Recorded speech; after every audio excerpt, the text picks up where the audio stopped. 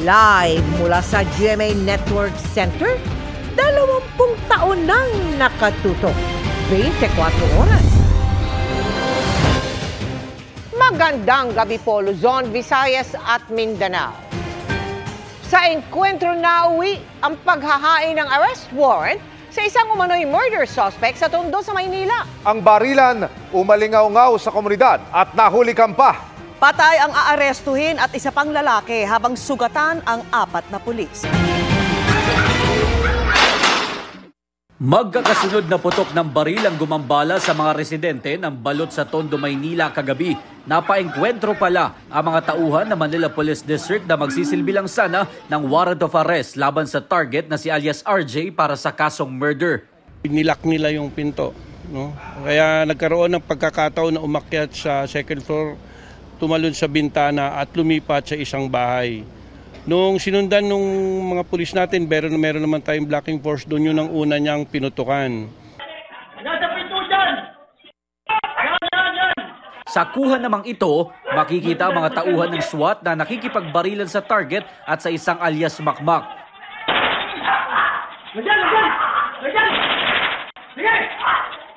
Itong suspect natin ay naghagis pa ng granada. Nagkataon lang na hindi pumutok sa personnel natin. Kalaunan, napatay ng mga operatiba ang 2, pero 4 sa mga pulis ang nasugatan. 3 sa kanila ay tinamaan sa ibabang bahagi ng katawan. Kabilang narito sina Police Major Emark Dave Apostol, Police Corporal Kit Valdez at Police Corporal Emil Omolon. May sugat naman sa kamay ang OIC ng District Intelligence Division at namuno sa operasyon na si Police Lieutenant Colonel John Giagi. Kanina during the gunfight, nung bumabaril siya, kahit saan niya itama yung yung sharp nail tumama sa kamay ko. Hinuli naman ng pulisya ang babaeng ito na sinasabing kasintahan ng target. Nakatakda siyang sampahan ng reklamong obstruction of justice matapos niya raw ilak ang pinto ng kanilang bahay kung saan naganap ang operasyon. Pero ayon sa babae, 2 linggo pa lamang sila ng kanyang nobyo at hindi niya alam na may kaso ito. Napagalaman naman ng pulisya na sangkot ang mga napatay sa iba't ibang iligal na aktibidad sa lungsod. Itong suspect natin at ang kanyang grupo ay involved sa drug trafficking, gun for hire at illegal drugs. Kasi kung sakaling hindi namin napagplanuhan to, baka mas marami pa o mas delikado pa o mas malala ang naging tama ng mga kapulisan namin. Ayon sa MPD, ang target din ng kanilang suspect sa serye ng pamamaril noong nakarang taon at nitong nakaraang buwan na posibleng may kinalaman daw sa iligal na droga. Matapos naman ang engkwentro, nagtungo ang mga tauhan ng EOD para pasabugin ng granada na hinagis ng isa sa mga napatay. Pagkatapos ay muling sinuyod ng mga tauhan ng SWAT ang lugar para masiguro na wala ng mga kasabwat ang nakapagtago. Sa ngayon ay patuloy daw na hinahanap ng MPD ang 3 pang kagrupo na mga napatay sa operasyon. Para sa GMA Integrated News, Jomer Apresto, nakatutok 24 oras. Ginilitan ang Australianong natagpo ang patay sa isang hotel sa Tagaytay habang kinapos sa hininga ang 2 kapwa biktima. Batay po yan sa autopsy report. Hawak na ng pulisya ang CCTV kung saan nahuli cam ang pagpasok ng isang lalaki sa kanilang hotel room. At nakatutok doon live si June Veneracion. June.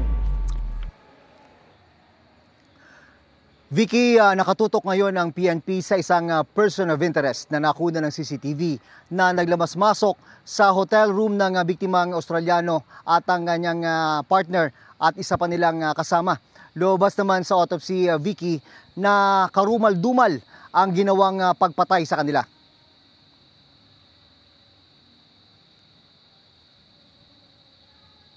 "12:51 ng madaling araw noong July 10 nang makuha na ng CCTV ang paglabas ng isang lalaki sa room 103 ng isang hotel sa Tagaytay City.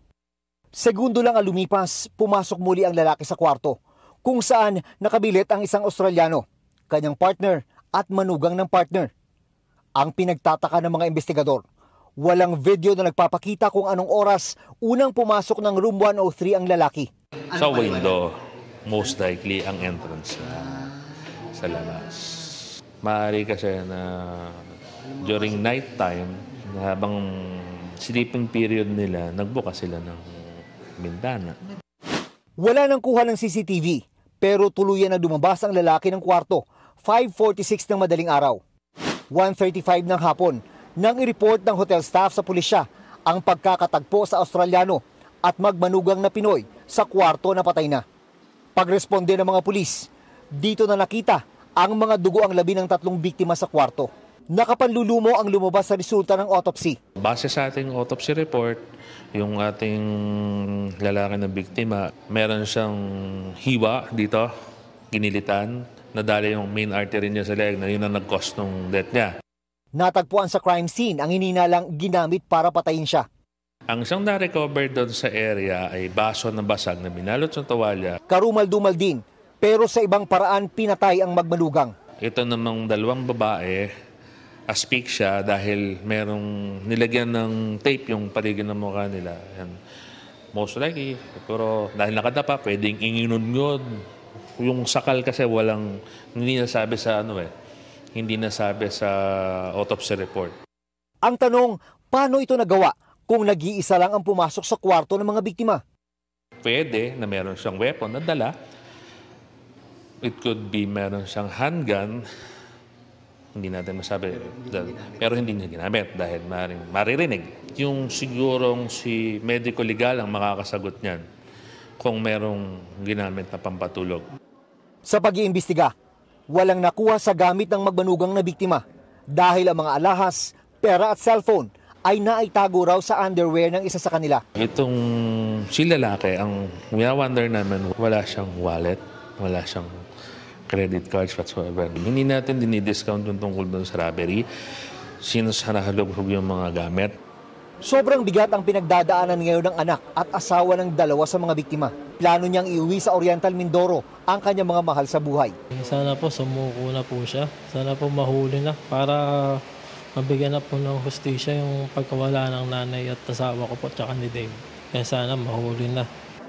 Agarang pagresolba ang hiling ng Tagaytay City Hall para hindi maapektuhan ang kanilang turismo. Isolated case daw ito. All tourism establishment, kailangan na wake-up call na yan. Kailangan bulabugin ulit na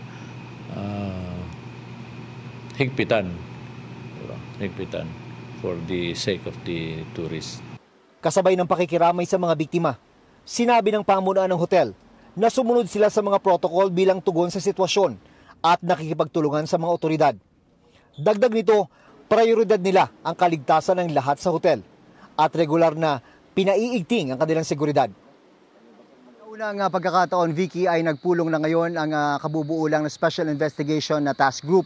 Ito yung grupong naatasang resolbahin sa lalong madaling panahon ang kaso. Pati ang NBI ay pumasok na rin sa eksena. Tutuling na rin sila sa investigasyon. Vicky.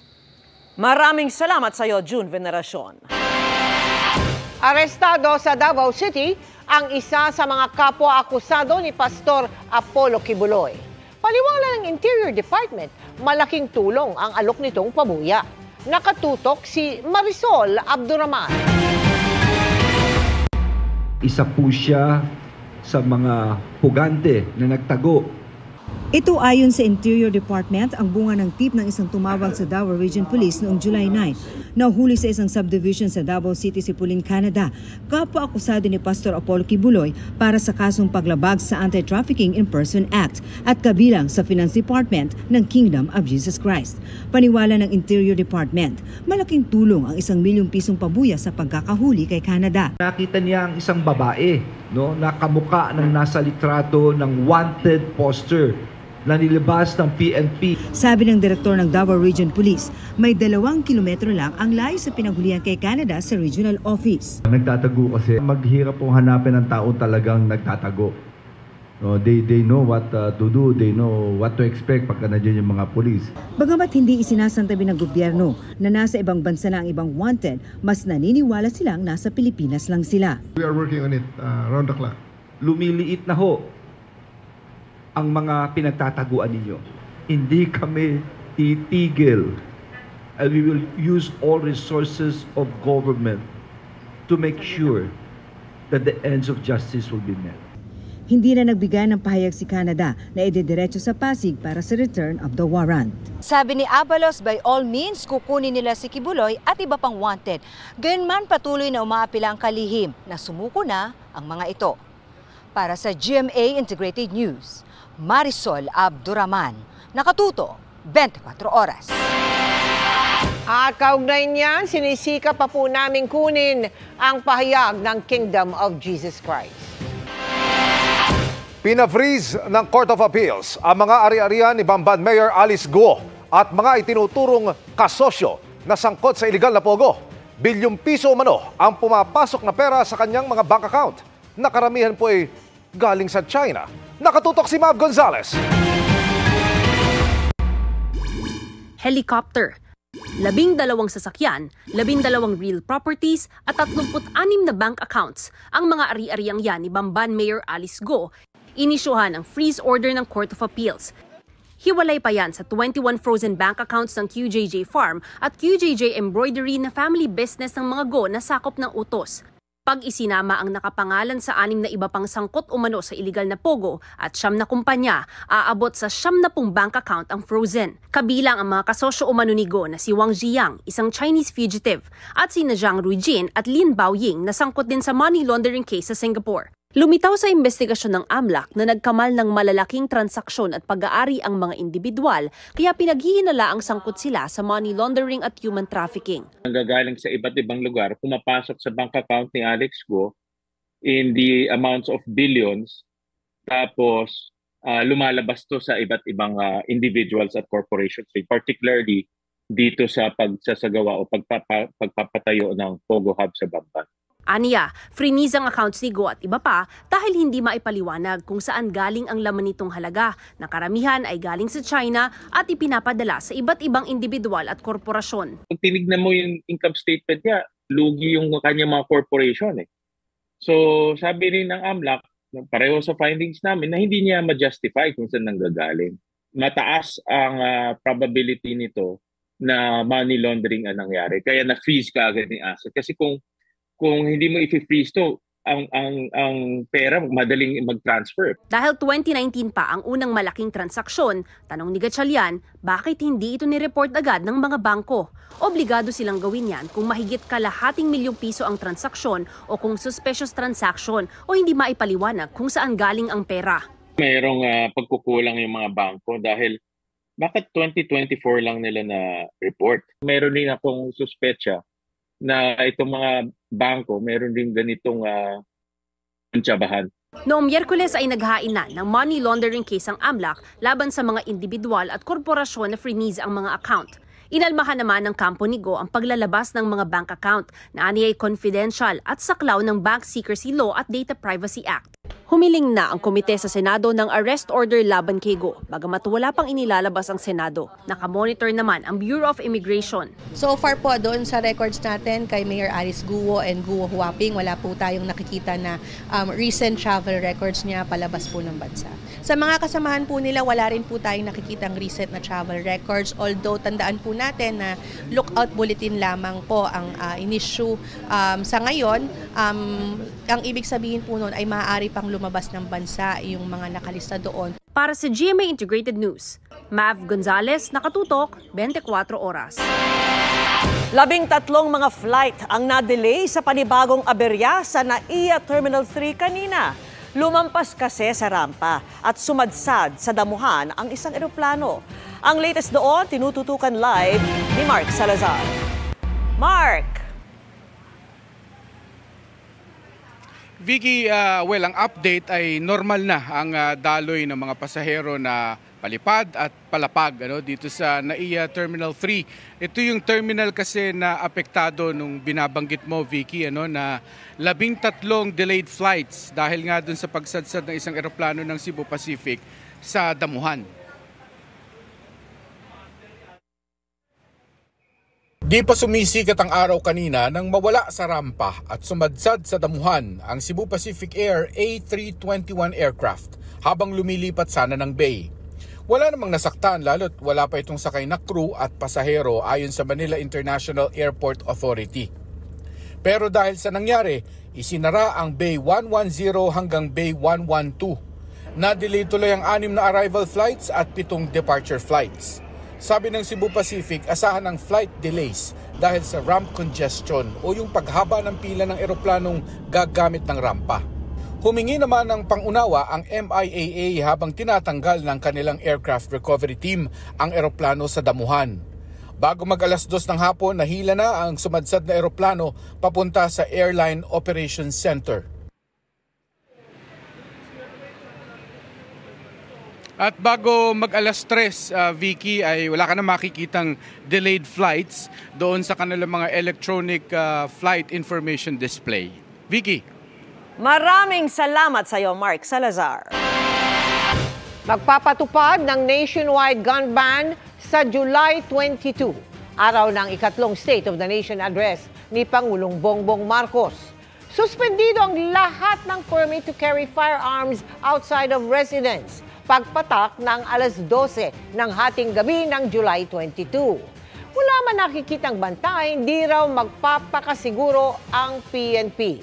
22,000 pulis ang ide-deploy para magbantay.